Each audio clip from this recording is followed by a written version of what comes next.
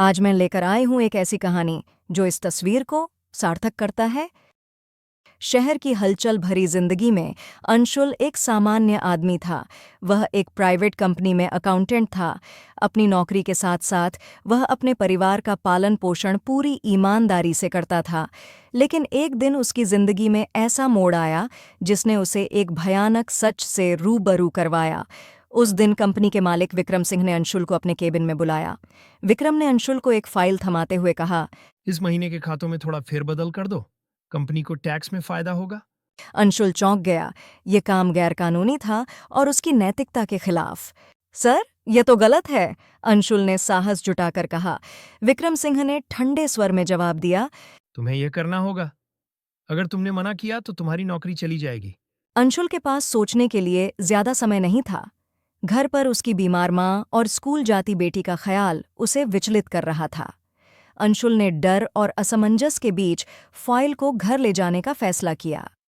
रात के अंधेरे में वह फाइल खोलकर उसके पन्ने पढ़ने लगा। जैसे जैसे उसने पढ़ा, उसकी आंखें चौड़ी होती गईं।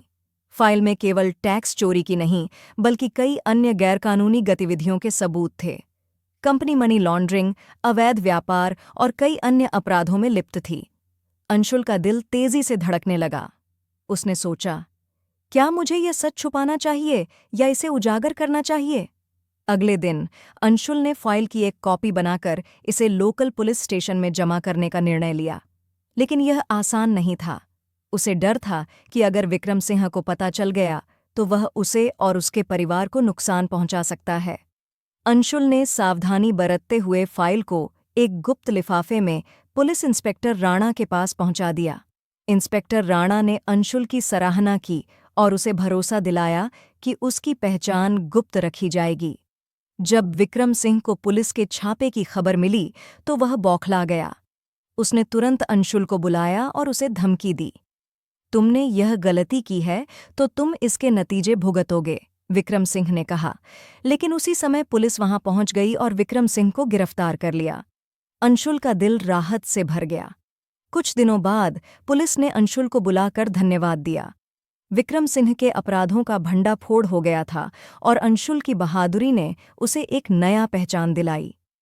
अंशुल को अपने फैसले पर गर्व हुआ। उसने समझा कि सच और नैतिकता का रास्ता कठिन हो सकता है, लेकिन आखिर में वही सही होता है।